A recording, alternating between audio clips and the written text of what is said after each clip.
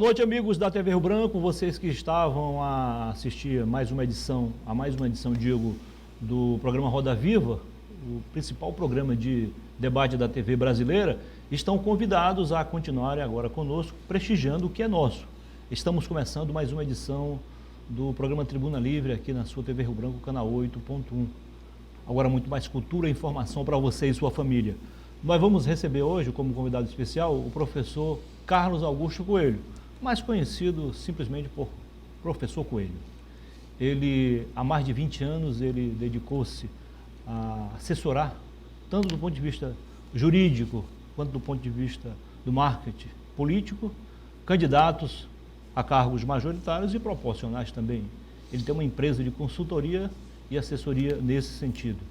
Vamos saber dele, no programa de hoje, a importância do marketing político e também da assessoria jurídica na vida de um candidato, seja proporcional ou majoritário ou proporcional, como queiram. Como sempre, Narciso Mendes e Osmir Lima compondo a bancada de entrevistadores, de debatedores. Nós vamos ao intervalo comercial e voltaremos em instantes para começarmos o programa e você está convidado a continuar conosco. Até já.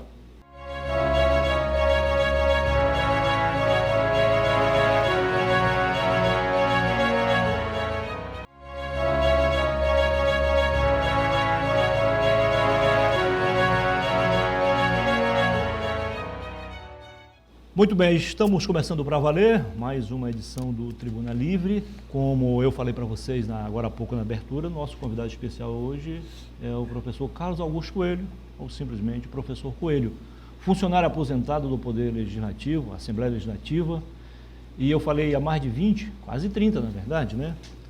Há quase 30 anos, há 28 anos ele dedica-se então a assessorar candidatos, políticos, candidatos. Seja bem-vindo, professor Coelho. Prazer recebê-lo aqui no programa. Obrigado, Muniz. É uma satisfação estarmos aqui para dialogarmos, colocar o nosso ponto de vista, discutir os aspectos socioeconômicos, culturais e principalmente da política do Acre. A boa política é uma ferramenta de mudanças e de transformações na sociedade. O nosso grande problema da população como um todo é escolher os bons políticos que tenham realmente compromisso para poder fazer essa mudança e a transformação que a sociedade tanto fala.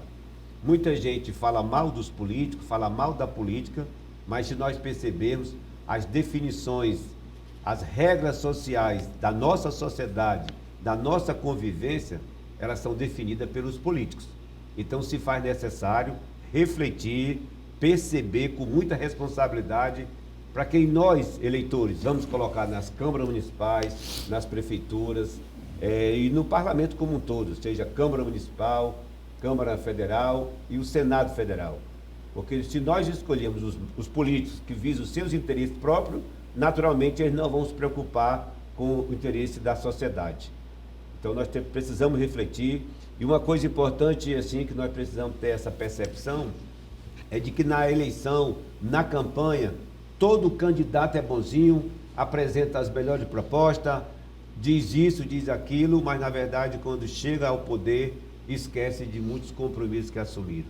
O eleitor precisa conhecer um pouco da vida do candidato, na vida na família, nas suas atividades profissionais, a vida pregressa do candidato. Para então, com esse comportamento e esse conhecimento, nós sabemos escolher os melhores nomes que vão nos representar e vão definir as regras da nossa sociedade como um todo. Muito bem. Bom dia, Osmir Lima. Bom dia. Aliás, boa noite, ele induziu o erro. Boa noite. Boa noite. Boa noite, doutor Narciso. Boa noite. Com muito prazer, o professor Coelho, consultor Coelho, marqueteiro Coelho, o que mais? Consultor, professor, assessor. Vive a política do Acre e eu sou testemunha disso há 45 anos. Verdade. Inclusive, se ele não me enganou, Osmir, ele votou em mim para deputado federal, é verdade? Eu votei para deputado e senador federal, também na primeira eleição. para senador. Contrariando o partido dele. Bom, por essas e outras coisas, nós temos o prazer de trazer para este programa, inclusive, o questionamento sobre as eleições municipais que ocorrerão esse ano. Inclusive, para que você possa avaliar qual a relação que terá as eleições desse ano com as eleições de 2026, onde haveremos de escolher o governador do Estado, os 2 senadores, os 8 deputados federais, os 24 deputados estaduais e o presidente da República. Se há um relacionamento entre essas 2 eleições. Existe e existe muito forte. E antes, fazendo uma correção ao amigo Muniz, ainda não estou aposentado da Assembleia, não. Não, ainda não, professor. Eu estou com 43 anos que sou servidor da Assembleia. Ah, tá, eu esqueci. Honra, Veja bem, é porque alegria. tem o período de você ter o direito de se aposentar e mas você ser ainda obrigado. não. É isso. Pronto. Então, assim, sou consultor político, servidor da Assembleia Legislativa, e, Narciso, o que você falou dos 40 anos acompanhando a minha participação na política, é verdade. Eu tinha 7 anos de idade, a minha mãe era vereadora em Tarauacá, pela Arena, Aliança Renovadora Nacional. De quem fui muito amigo. Que hoje é o PP. A minha mãe foi Isso. vereadora lá, eu tinha 7 anos, eu já acompanhava a minha mãe nas reuniões. Naquela época chegava o povo da Arena, que era o Nabuco, Nócer Almeida, Joaquim Macedo, Geraldo Mesquita, Calume. Jorge Calume, Alcimar Leitão. Então, naquela época, minha mãe Yuri Viana. organizava, Yuri Viana das Neves, e minha mãe organizava aquelas alas das moças, blusa branca, saia azul, para ir recepcionar os correligionários da Arena, na época. As chamadas legionárias. Exatamente, lá na minha querida inesquecível Tarauacá, que ontem completou 111 anos. Então, assim, Narciso, as eleições de 2024, que se aproximam, outubro próximo, ela é uma construção, uma ponte em construção para o fortalecimento das eleições de 2026. Nós sabemos que as eleições majoritárias, principalmente, elas são levadas à vitória através de uma força política, através dos grupos políticos. Se agora em 2024, um determinado partido, por exemplo, o PP vai lançar 18 candidatos a prefeito dos 22 municípios do Acre. O poder atrai as forças políticas.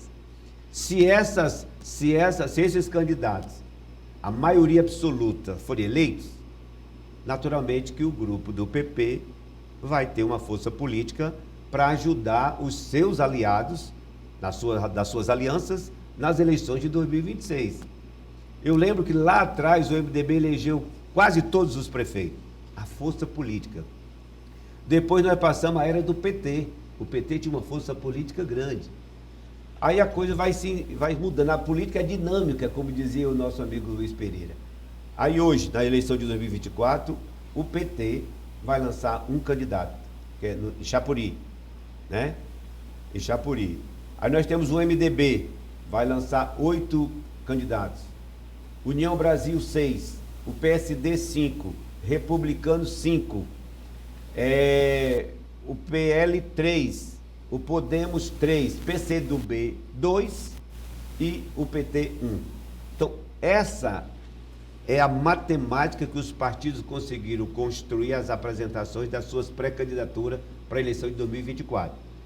Então, a partir do momento que esses partidos se formam as alianças com grupos fortes, essas alianças são vitoriosas, naturalmente que vai facilitar as candidaturas desses partidos em 2026, seja para governador, para senador, deputado federal e deputado estadual. Então nós temos aí uma ponte que fortalece agora o resultado dessas eleições de 2024, sem dúvida, fortalece as candidaturas de 2026. Mas deixa eu fazer um reparo aí. Isso acontece em tese. Na prática, muitas vezes não é assim. Nós temos primeiro diferenciar uma eleição proporcional de uma eleição majoritária. Algumas vezes, se eleger muito prefeito é até um desgaste. Nós já tivemos aqui eleição que nós não queríamos que o prefeito subisse no palanque, aqui em Rio Branco.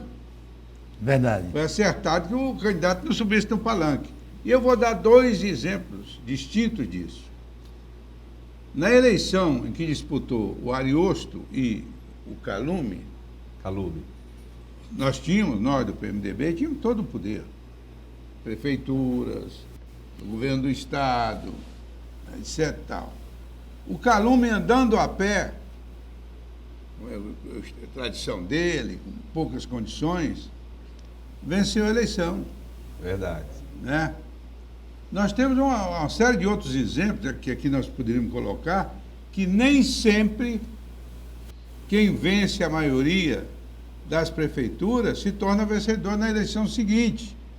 Por quê? Porque a eleição majoritária, infelizmente, aí eu acrescento, infelizmente, não é partidária, ela é pessoal, que é um equívoco na democracia, porque permanente são os partidos. Isso.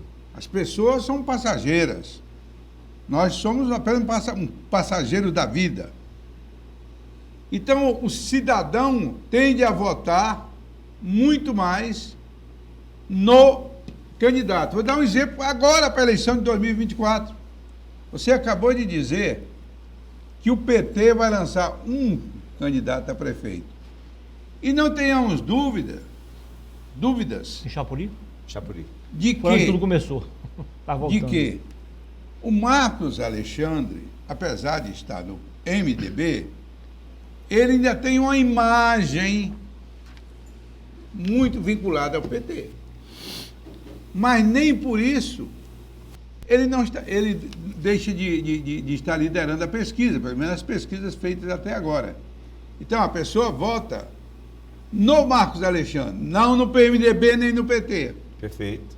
Né? É. Então é uma ponderação que eu gostaria de fazer e ver sua opinião sobre isso. Olha, quando eu relato essa quantidade de candidatos por partido, não significa dizer que esses partidos vão eleger todos, não. Sim. Né? É o momento, é a forma como eles se organizaram. Mas eu concordo plenamente com o senhor de que cada município tem sua particularidade, cada município forma-se o seu grupo político ali, e essa força política momentânea é que tem de levar a vitória daquele candidato. Concordo plenamente. Essa questão do Marco Alexandre está hoje no MDB, mas tem essa imagem de ter participado do PT. Eu vi uma pesquisa qualitativa. As pessoas estão definindo votar pelo Marco Alexandre pelo trabalho que ele realizou, pelas andanças. Se você conversa com o Marco Alexandre, ele conhece os problemas de Rio Branco. É o voto pessoal. É o voto pessoal. Ele tem a simpatia da população pelo trabalho que o Marco Alexandre desenvolveu. Essa influência do PT, quando eu vi na pesquisa, qual é a relação que tinha, ele está no MDB hoje, e até comentou-se a probabilidade do governo, o PP, apoiar o Marcos Alexandre, se influenciava alguma coisa. Insignificante. Então, as pessoas vão votar pela pessoa do Marcos Alexandre, pelo trabalho que ele fez. Hoje eu vejo, por exemplo, em Rio Branco, o Bocalhau melhorou. Ele melhorou um pouco. Na minha percepção, o que dificulta ao Bocalhau é a alta rejeição dele. A alta rejeição dele. E os problemas de infraestrutura de Rio Branco são muito grandes. Os problemas nos bairros onde as pessoas realmente moram e passam as dificuldades, pelo tempo que nós temos até outubro, o Bocalhau não vai conseguir chegar para resolver os problemas cruciais, estruturais, da maioria absoluta dos bairros de Rio Branco. Então, isso tem um problema grande. E aí, com você, para ver a realidade dos fatos, do que nós estamos conversando, todas as 3 pesquisas que eu vi, a tendência é o Marco Alexandre na frente. É exatamente o que o povo está dizendo. Mas, Narciso, permita-me fazer uma ressalva. Pesquisa, você sabe, talvez, até melhor que eu. É momento. Exatamente, é esse momento. E eu vou dar um exemplo para você que já dei aqui nesse programa. Aliás, algumas vezes, né? Em 1990, quando eu fui candidato a governador, o senhor Branquinho, que era candidato, dissidente do PMDB... Asfaltou água em 5 minutos num quadro. Mas estava com 61%. Verdade. nas pesquisas. Eu, em segundo lugar, com 11%. Em terceiro lugar, o Edmundo Pinto, com 4%. Olha a diferença, 61 para 4. E, por último, o Jorge Viana, com 3%. Abrem-se as urnas, há uma inversão. O Edmundo Pinto foi para o primeiro, Jorge segundo. Jorge segundo, eu em terceiro E o Branquinho, Branquinho, o último. Foi o último. Entendeu? Então, o pessoal tende muitas vezes a se levar pela pesquisa momentânea. A pesquisa, o cara se manter na frente da pesquisa, tem muita água Tem. a passar debaixo da ponte, não é isso? Verdade. A própria eleição do Bocalhão, a vitória do Bocalhão, tinha 6%, tinha 9%, e aí a Socorro era prefeito, com o apoio do Gladys, e ali foi um grupo do PP muito pequeno, e a maioria do PSD, com a força política do Petecão no momento, que levou o Bocalhão à vitória. É verdade. Ô, professor Coelho, sempre com muita propriedade, o Osmir acaba de falar que, em tese, não foi isso Em mesmo? tese. Nem sempre a estrutura partidária tem prevalecido no resultado eleitoral. Sobremaneira, aqui no Brasil, que quando nós falamos em partido político, nós temos 20 e tantos partidos representando a sociedade. Nos Estados Unidos, até que, com a existência de 2 partidos, onde todos os prefeitos ou são de um partido ou de outro, aqui no Acre mesmo nós temos prefeito de bem 10 partidos distintos.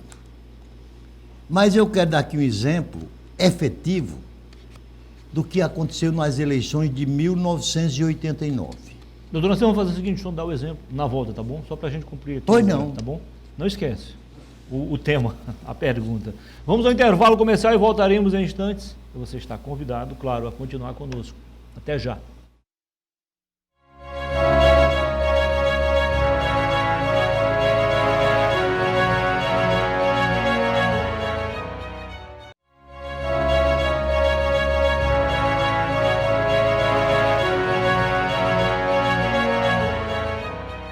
Voltamos com a segunda parte do Tribuna Livre desta segunda-feira.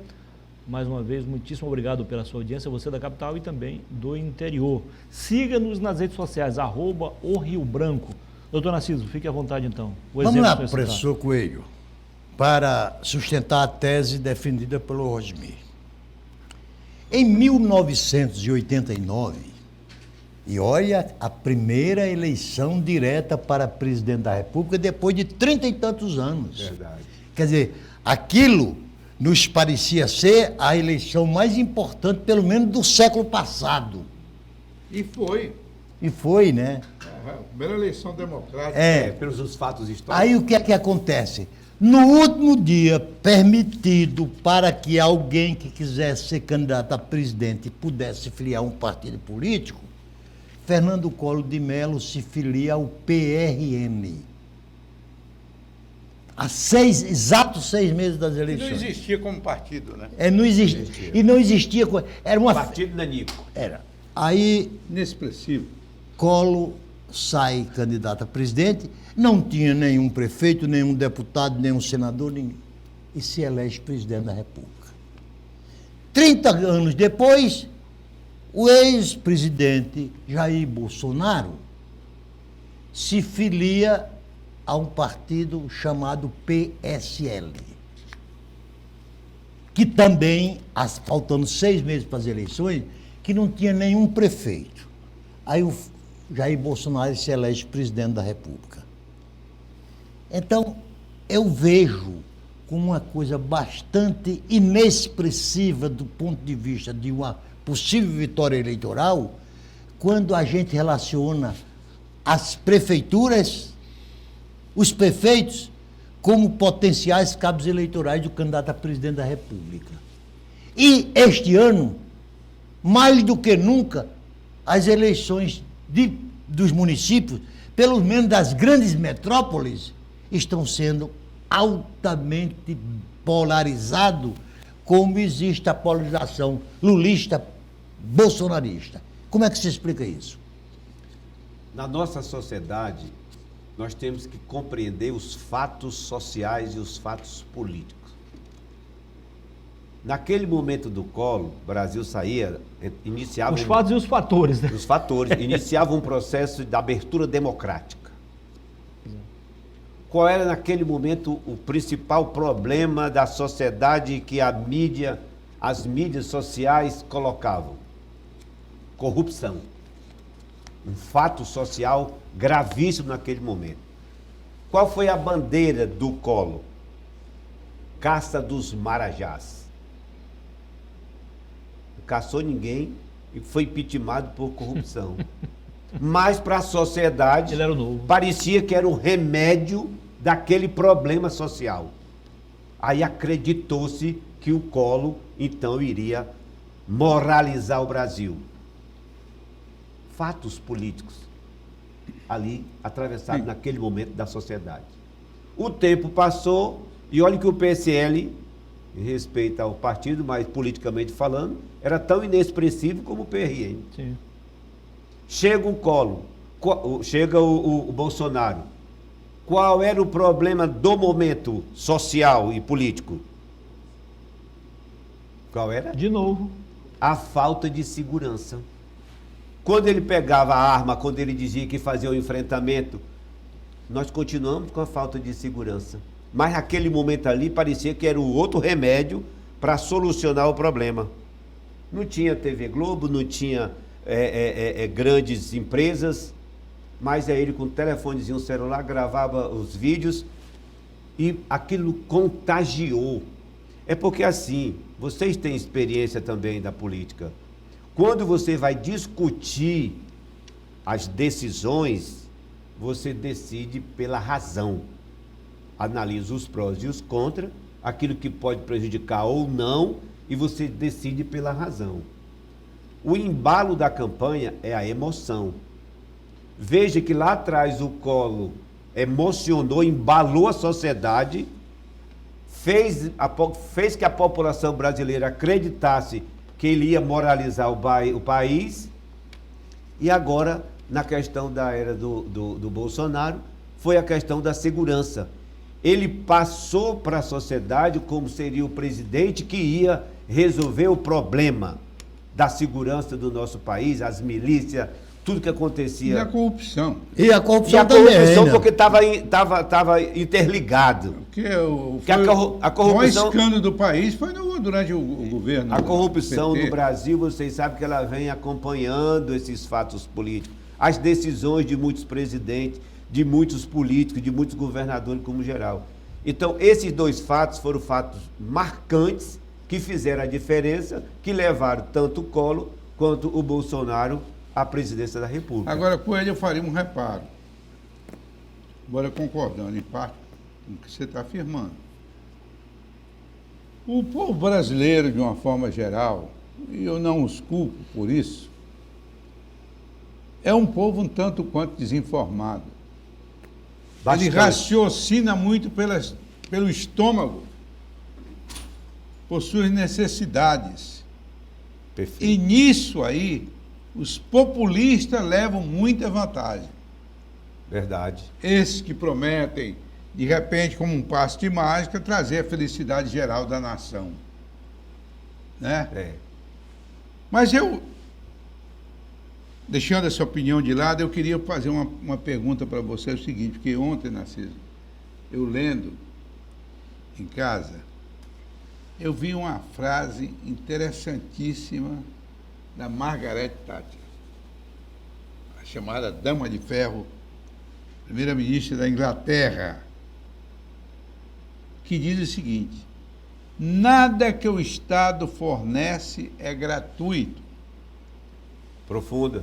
O indivíduo é o único criador de riquezas.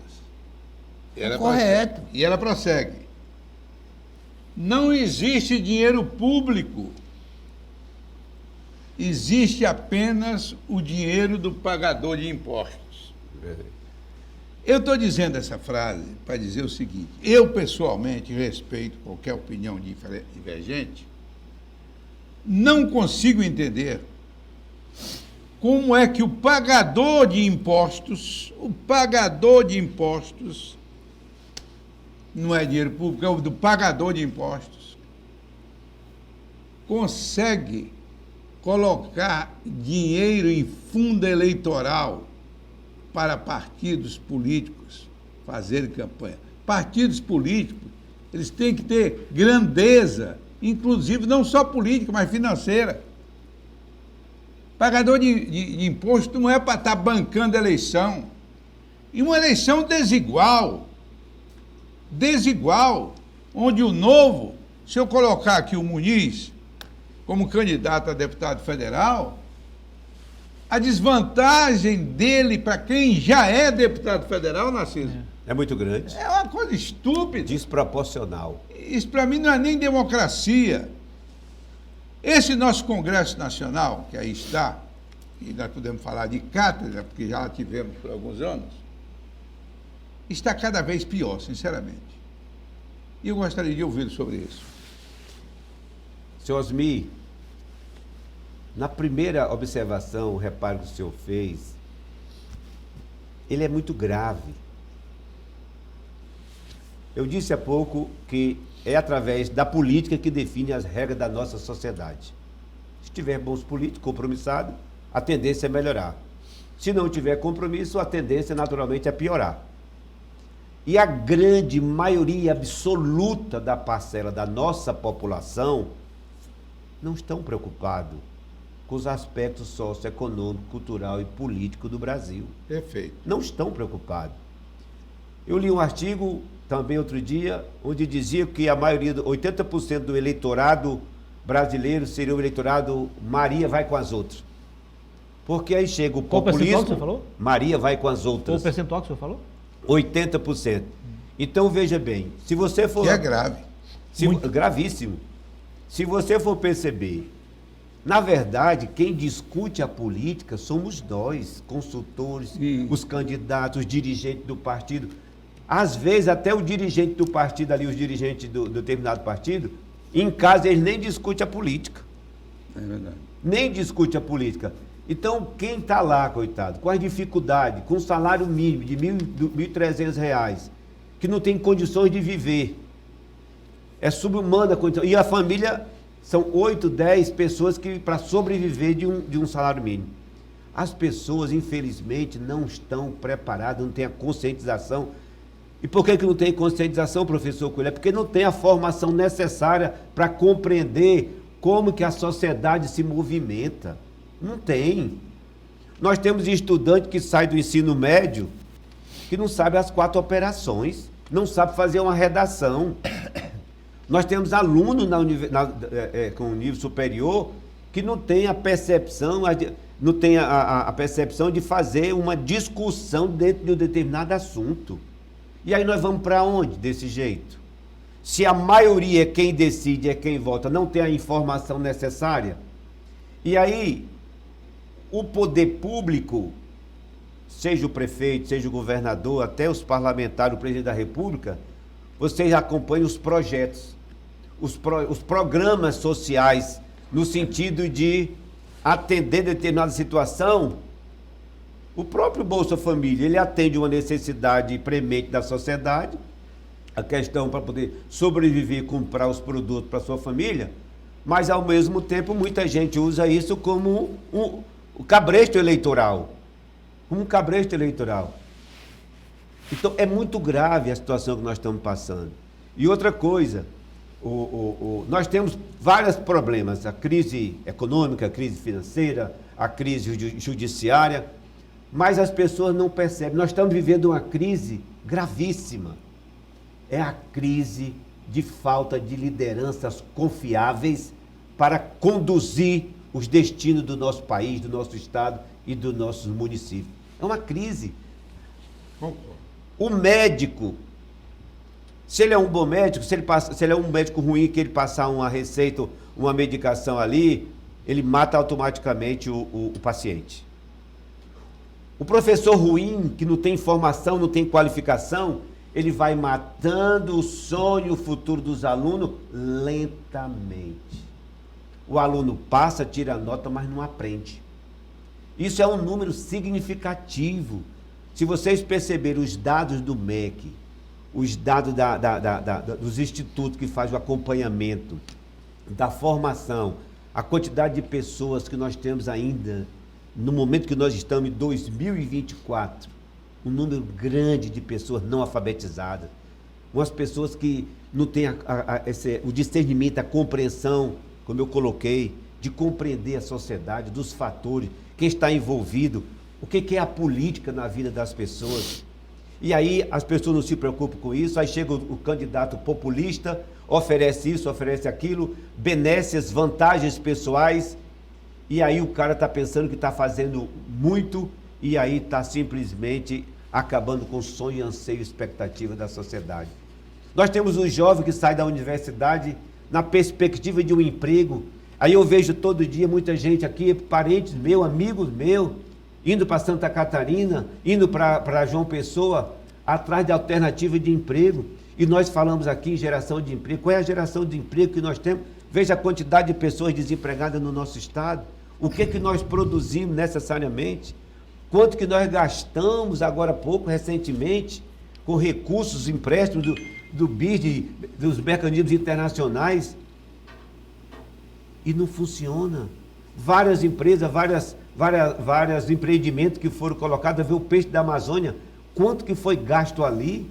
A fábrica de taco de Tarauacá, não, de compensado de Tarauacá, compraram os equipamentos da Alemanha, ali na entrada de Tarauacá, no bairro Corcovado. Eu digo, agora sim, vai dar uma redenção aí, uns 200, 300 empregos para a nossa juventude.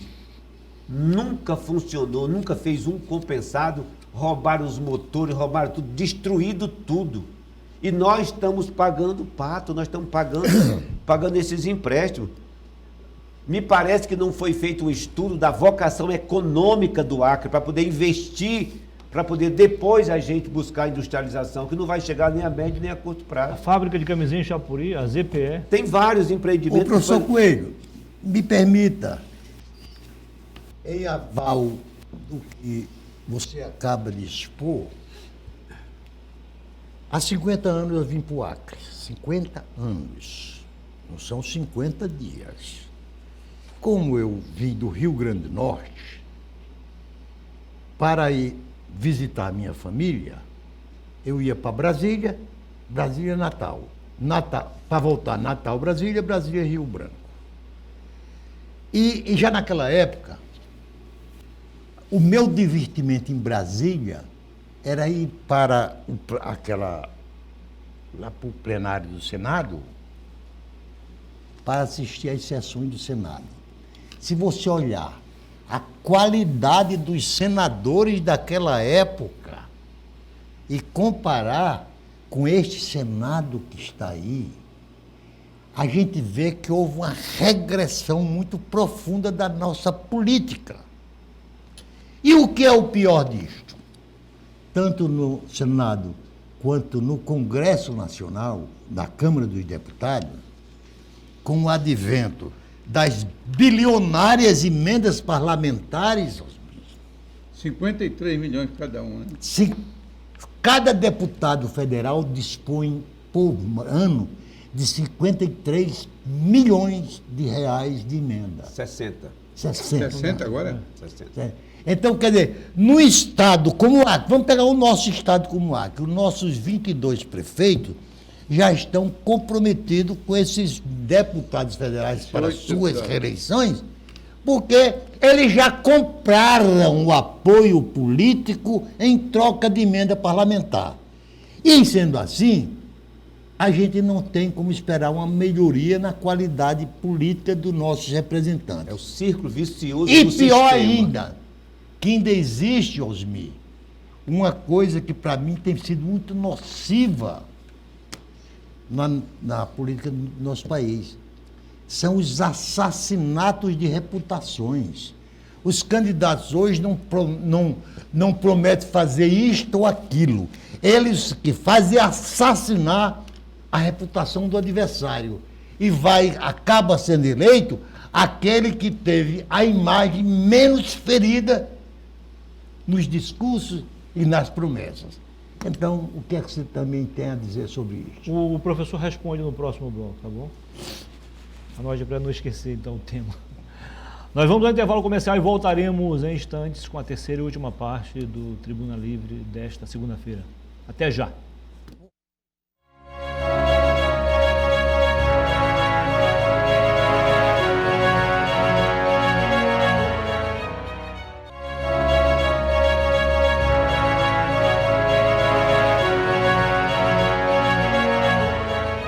Voltamos com a terceira e última parte do Tribuna Livre desta segunda-feira. Mais uma vez, muitíssimo obrigado pela sua audiência, você da capital e também do interior. Só lembrando que Tarauacá completou na última quarta-feira 111 anos de fundação. Não é de emancipação, de emancipação é bem menos que isso, pouco mais de 60 anos. Como sempre aqui com a gente, Daniel Cabral, já caprichando ali na caricatura do nosso convidado especial, o professor Carlos Augusto Coelho. Seja bem-vindo, Cabral. Já já o professor vai participar também, fazer parte do mundo cabralístico, viu, professor? Uhum. Professor, fique à vontade para responder a pergunta feita na virada do bloco pelo doutor Narciso Mendes. Narciso, eu vejo como, você tem razão, eu vejo como um círculo vicioso do sistema.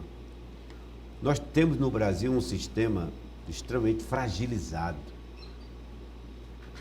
Essas emendas, esses recursos são direito, são emendas, o dinheiro é público. O parlamentar destina, mas a maioria já faz o acordo para fechar o acordo de determinado prefeito para sua reeleição. Então, é esse sistema. Se você, às vezes, tem uma pessoa até de boa conduta, de bom pensamento, mas ele é corrompido pelo sistema. E aí, amigo, se nós não tivermos realmente uma percepção, um quantitativo de parlamentares, aí eu acho muito difícil acontecer, porque, por exemplo, lá no Congresso Nacional, quem é que vai apresentar uma proposta para tirar os seus benefícios? Nenhum.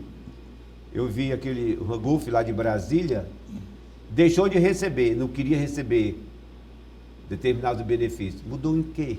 Nada. Então tinha, por exemplo, os apartamentos que os deputados têm, apartamentos funcionais, tanto deputados quanto senadores. Eu acho um absurdo. Ele já ganha o salário dele, tem a estrutura. Ele tinha que alugar uma casa, ele tinha que ter comprar uma casa. Agora, é tudo pago por nós. É tudo pago por nós. Que não é diferente dos outros poderes, né? Não, dos outros do mesmo jeito. Por exemplo, o governador, independente de quem esteja no cargo, os vestimentos, a alimentação, as viagens, as diárias, é tudo pelo o judiciário. Uma série de benefícios. Então, na verdade, nós estamos num sistema corrompido. A sociedade, a maioria da população não conhece, não sabe. Não sabe, não chega nem perto. Então fica muito difícil de nós buscarmos uma saída onde nós estamos num sistema corrompido, envolvido por algumas pessoas que estão envolvidas em corrupção. Coelho, você e o Narciso abordam uma questão para mim fundamental. A democracia no Brasil anda muito estranha. Estamos numa democracia estranha, onde o judiciário legisla, que não é papel dele. O legislativo distribui recursos para municípios e estados, fazendo o papel do executivo.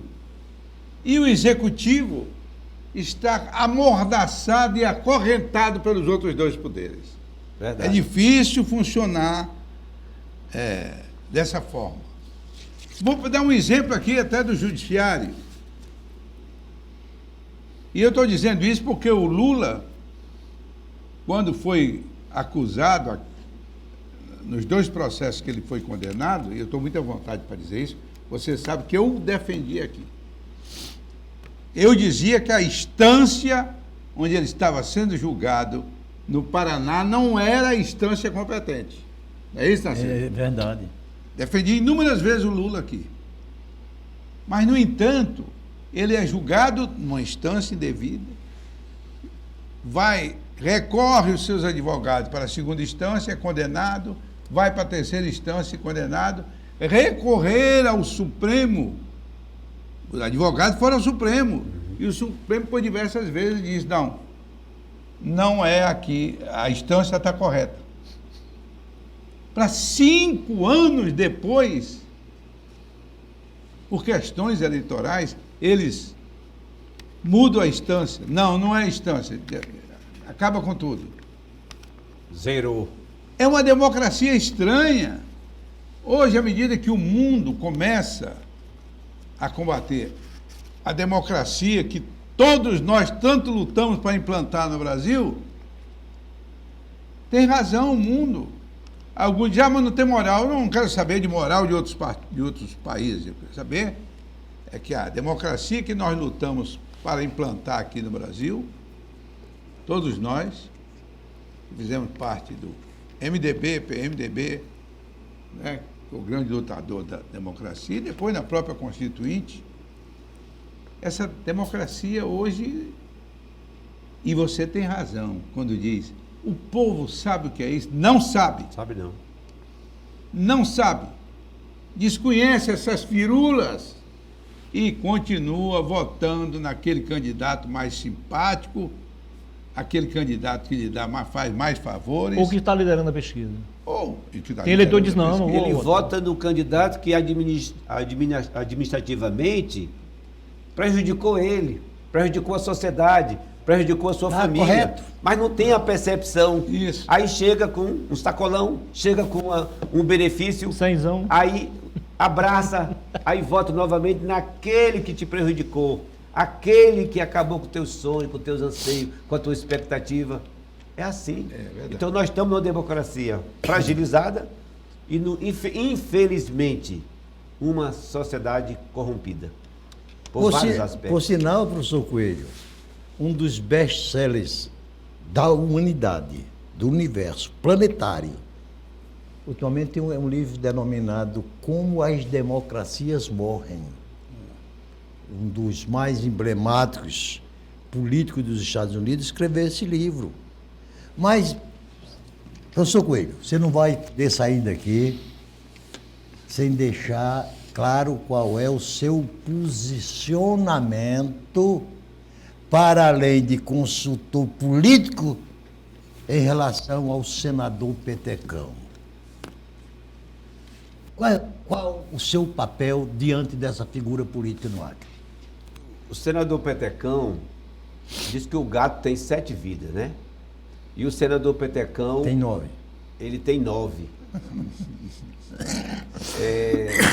Conversando e analisando politicamente, o Petecão teve uma trajetória, saiu candidato a primeira vez como vereador, tirou 627 votos.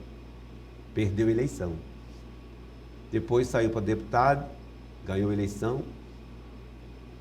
A segunda eleição com 2.855 votos. A terceira eleição para estadual com 3.557 votos. 8 anos permaneceu como presidente da Assembleia Legislativa. 8 anos. Se elegeu deputado federal com 27.936 votos. Saiu de federal para senador com 199.204 votos. E foi para a reeleição com 244.109 votos. Eu assessoro o Petecão há 28 anos. E chega alguns momentos da política que as pessoas dizem assim, o Petecão não ganha mais. O Petecão está fora. Aí a roda vai girando, o Petecão vai se articulando e as coisas vão conspirando favoravelmente para ele. Ele me disse que é candidato à reeleição, 2026, existe uma movimentação política, no sentido de que muitos prefeitos e muitas lideranças compreendem que ele destina os recursos independente de sigla partidária, ele está olhando lá o problema da população de cada município, dentro desses recursos das emendas parlamentares, vai ajudando. Vou dar um exemplo, lá em Tarauacá, uma associação dos autistas me procuraram, estava com dificuldade, com problema, e aí fizemos uma reunião, numa agenda nós fomos lá. Uma reunião com mais de 200 pais, e o senador já destinou 1 milhão para atender a causa autista de Tarauacá. Queira ou não queira, essas pessoas politicamente tendem a abraçá-lo. E assim vai articulando politicamente com várias forças políticas do Estado. Então, como eu coloquei, essa movimentação agora das eleições de 2024, elas vão ser um fator importante para o fortalecimento ou não da reeleição dele, como de outros. Então eu vejo que ele se articula e eu acredito hoje, que ele volta, é um candidato competitivo. Ele é um candidato competitivo em função das articulações. Mas ele teve um resultado negativo e o próprio partido dele no ano de 2022, não é isso? Foi, é porque assim, olha só. Muito Professor, o que negativo. houve ali? Ele tirou apenas 10% dos votos que teve em 2018. Ali foi uma atitude suicida ou falha na campanha? Eu falei no início que o poder atrai. Atrai. Mesmo ele tendo destinado os recursos para os prefeitos e tal, mas é a questão de um voto. Votava no Gladys, ou votava no Petecão. Né? Falando assim, porque tinha o Jorge Viana, tinha os outros candidatos e tal. Então, ali ele não foi bem sucedido. Logo acabou a eleição, vários prefeitos me procuraram e disseram: nós tivemos que votar aqui, mas que nós queremos devolver o mandato para o Petecão. Então, existe uma mobilização muito grande de muitas lideranças do Estado, já trabalhando para... São eleições de 2 votos, são 2 senadores. Né? Então, é dentro disso que eu estou falando, dessa articulação que existe no sentido da reeleição dele. E por último, qual o candidato a prefeito de Rio Branco que ele deverá apoiar? Olha só, o senador Petecão e o PSD assumiu um compromisso, teve uma conversa com a vice-governadora Maísa, que é público, conversou com o Alisson Subistene. Então, o candidato seria o Alisson. O governador, então, teve uma conversa com o senador e, naquele momento, em função de uma pesquisa que tinham feito, tinha polarizado a eleição em Rio Branco, Marco Alexandre e Bocalon, e que existia uma tendência do governo a apoiar o Marco Alexandre. No entanto, o Petecão não sabia, nem o PSD sabia de um compromisso que tinha. O PP apoiaria o Marco Alexandre em Rio Branco, mas lá em Cruzeiro do Sul, o MDB indicaria o vice do Zequinha. E parece que esse compromisso lá não foi cumprido. Houve um rompimento. Fez com que, então, o grupo do PP e do governo redirecionasse as articulações, e eu vi agora recentemente o relançamento da candidatura do Alisson Subistene, até possivelmente o vice sendo a ex-deputada Wanda Milani ou o Minoro, do PSDB, os dois são do PSDB. Então, posta essa candidatura, o governador ele tem uma influência, ele tem um carisma muito forte. O governador Gladys Cameli. Não vi ainda uma manifestação dele abraçando a candidatura do Alisson. Muito embora está aqui polarizado, como a pesquisa mostrou, mas o que eu tenho acompanhado é que houve um relançamento do Alisson. E se em havendo esse relançamento, o Petecão volta atrás do compromisso assumido com o Marco Alexandre? Acredito que não, porque o Petecão ele tem se posicionado o seguinte: quando ele dá a palavra dele, ele não volta atrás. Esperou o Alisson até aquele momento em que houve essa conversa e que o PP e o grupo do governo apoiariam o Marco Alexandre. Então o Petecão anunciou a candidatura ao Marco Alexandre. Professor, o governador apareceu literalmente abraçado no programa eleitoral do partido com o Alisson. Tá, mas faltou ainda uma entrevista tipo essa nossa aqui, o governador disse: ó, gente, o meu candidato é o Alisson, eu preciso do Alisson. E como o governador sabe fazer, né? Mas eu volto a insistir em que isso alteraria para o PSD. Não, agora não alteraria nada para o senador Petecão, porque ele já deu a palavra, está compromissado com a candidatura do Marco Alexandre. Mas eu quero dizer o seguinte, o Alisson é um rapaz bom, é um rapaz que tem um bom trato, é muito bem intencionado. Eu acho que tardou esse lançamento, eu não sei se foi por problemas internos do próprio PP, faltou startar a candidatura do Alisson, de realmente ficou muito ali dentro do ar-condicionado e precisava ir ao encontro da sociedade, conversar com a população, porque se o Alisson tem feito isso, eu acredito que a eleição hoje ele estaria num outro patamar, Agora, a gente sabe que não transfere, mas contribui. Se o governador, na minha compreensão, e as lideranças, os deputados que tem na Assembleia Legislativa, os deputados federais, o grupo PP, venha para cá, realizar um seminário, abraçar a candidatura do Alisson e esse carisma do governador, eu acredito que o Alisson, a tendência também é subir politicamente e ele irá para uma disputa natural, muito embora que o Marco Alexandre leve uma vantagem hoje, o próprio Bocalon leva uma vantagem em cima do Alisson. O Alisson não tem rejeição que o Bocalon tem essa simpatia, e se for o candidato efetivamente do governador, eu acredito que vamos ter uma boa disputa em Rio Branco. Mas hoje ainda a tendência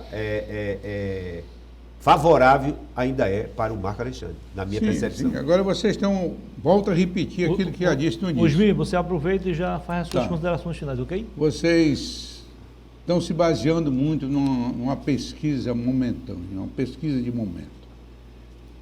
Que aqui já disse que nem sempre é a realidade eleitoral. Certo. Quando se abre as urnas. Aí, aquela tendência normal, não quero perder a eleição. Vai ser esse ou esse. O que é um equívoco, né? Mas tudo bem. Não, eu só quero agradecer a presença do Coelho. O Coelho é uma pessoa experiente em política, já trabalhamos juntos politicamente, eu tenho conhecimento do trabalho dele. E quero dizer, Coelho, que você tem um papel em uma empresa. E quando tem uma empresa, evidentemente, você quer faturar os seus vinténs, né? Mas eu acho que, independentemente disso, nós temos que lutar muito para o retorno à normalidade democrática do país e um processo longo, esse é um processo longo, não sei se estarei mais aqui, de conscientização da nossa população e saber escolher não o populista mais simpático, mas aqueles que têm reais condições de resolver os gravíssimos problemas do Estado brasileiro. Verdade. Eu tenho aqui discutido muito com o Narciso essa questão de colocar a Amazônia de uma forma amarrada com a questão do reflorestamento, do movimento ambiental. Eles falam tanto em desenvolvimento sustentável, mas não colocam isso em prática. Eles preservam sem desenvolver. Se fizesse os dois, é ótimo. É verdade. Aí é o equilíbrio, né? É o equilíbrio. Ninguém é a favor de desmatamento da Amazônia. Claro. Mas precisa tirar mais da metade da população criando da miséria. É verdade. Doutor Narciso Mendes. Concordo com você plenamente, Osmi. Por último, eu quero apenas agradecer o Coelho. Lhe conheço de bastante tempo. Obrigado. Além do mais, você é um estudioso, porque ninguém aprende nada sozinho, né? E agradecer pela sua presença nesse programa e que os eleitores sigam aquelas orientações que você deu que melhora a qualidade da nossa democracia. Porque a nossa democracia vai muito mal. E esta polarização Lula-Bolsonaro tende a piorar ainda mais. O grande prazer que eu teria na vida era chegar a 2026 com dois nomes diferentes desses dois, Perfeito. disputando a presidência da nossa República. Porque parece que eles introduziram o veneno na nossa política. Concordo plenamente. Professor Carlos Augusto Coelho, foi um prazer conversar contigo. Leve consigo uma singela homenagem do programa. A sua caricatura aí produzida pelo Olha aí, foi nosso bonito. caricaturista Muito Daniel obrigado, Cabral. muito obrigado. Gostou, professor? Gostei. Valeu, Dan. Ficou muito legal. Obrigado aí. Eu que agradeço, Muniz, agradeço Osmir, Narciso, por essa oportunidade, inclusive através da nossa consultoria Coelho Farias, aproveitando o momento, até para os pré-candidatos, nós vamos apresentar uma proposta de realizar um seminário orientando, mostrando os caminhos de como faz um planejamento estratégico, um mapeamento de lideranças, para que a gente possa contribuir com as candidaturas, com os candidatos, para que nós possamos escolher os melhores candidatos de Rio Branco a vereador, escolher o melhor prefeito que você realmente acredita, confia. Nós não podemos ir com o Zé, vai com os outros, ou a Maria vai com as outras. Nós temos que ter percepção, compreender, conhecer o candidato. Aí sim você apresenta o seu voto de confiança para fazer as mudanças, as transformações que Rio Branco, o Acre e o Brasil precisa. Em breve nós vamos então divulgar o nosso seminário e com certeza, como tem acontecido nas últimas eleições, iremos coordenar e realizar vários planejamentos estratégicos de alguma campanha eleitoral no ano de 2024. Muito obrigado. Muito obrigado, professor. Boa sorte. Parabéns pelo trabalho. E você que esteve conosco, muitíssimo obrigado pela audiência. Boa noite. Até a próxima segunda-feira, se Deus quiser. Mas não precisa desligar o seu televisor, nem mudar de canal. Continue com a gente. Assista a seguir a mais uma edição do programa Boa Noite Rio Branco, aqui no canal 8.1. Boa noite.